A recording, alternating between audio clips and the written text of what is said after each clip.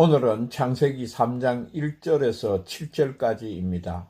뱀의 유혹에 대해서 살펴보겠습니다.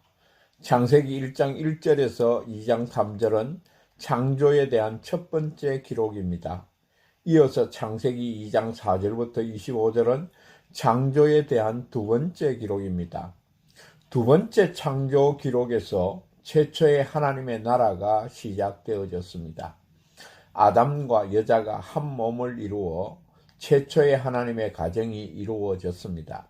에덴 동산에서 하나님을 왕으로 모시고 하나님과 함께 임재를 누리면서 하나님의 법도에 맞게 살면서 안식과 기쁨과 행복을 누리면서 살게 하셨습니다.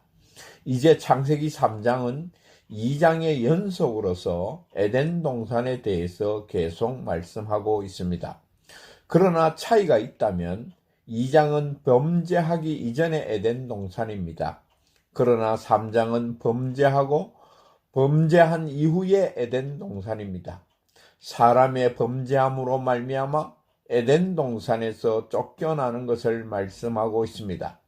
다시 말해 최초로 시작된 하나님의 나라가 죄로 말미암아 깨어지고 파괴되었음을 말씀하고 있습니다.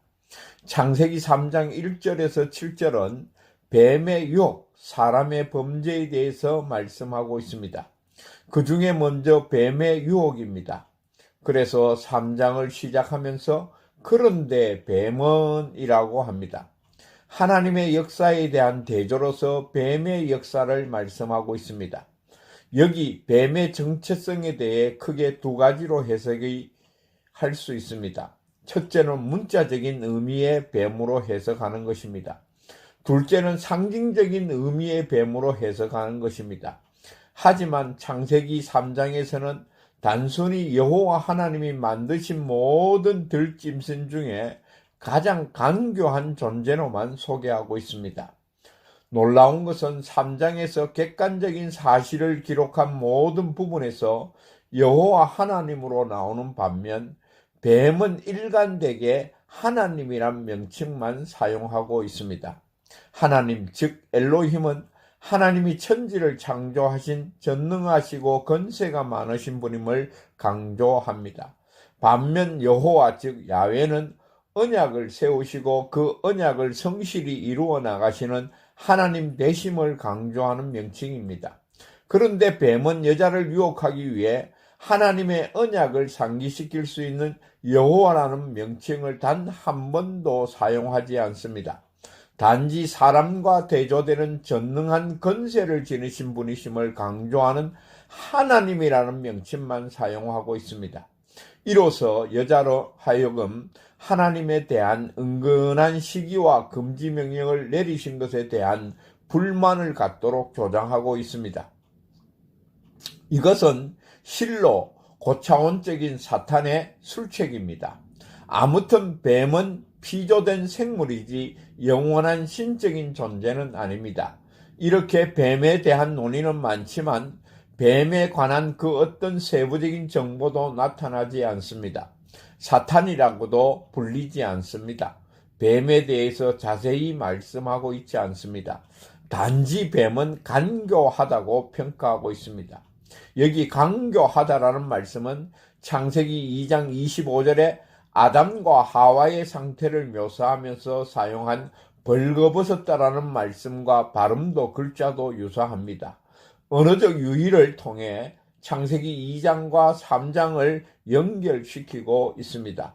이렇게 뱀은 가장 간교한 남자가 아닌 여자에게 접근했습니다. 뱀은 수단과 방법을 가리지 않고 집요하게 여자의 가장 약한 부분을 파고들었습니다. 뱀은 참으로 하시더냐라는 의문을 사용하면서 의심을 불어넣고 있습니다. 여자는 반드시 죽으라는 하나님의 말씀을 반신반의하면서 불신앙적 태도를 취하고 있습니다. 뱀은 여자의 말을 받아 너희가 결코 죽지 아니하리라는 완강하게 부정하고 있습니다. 하나님의 말씀을 정면으로 공격하고 있습니다. 또한 뱀은 하나님이 하시지도 않는 말을 가감하고 있습니다. 너희가 그것을 먹는 날에는 너희 눈이 밝아 하나님같이 되어 선악을 알 줄을 하나님이 아심이라고 합니다. 뱀의 유혹, 즉 사탄의 유혹은 하나님이 정말 그랬느냐라는 것입니다. 참으로 그렇게 하셨느냐라는 것입니다. 그러면 뱀의 유혹은 하나님의 말씀입니다. 어떻게 합니까? 세 가지입니다. 첫째, 하나님의 말씀을 의심하게 합니다.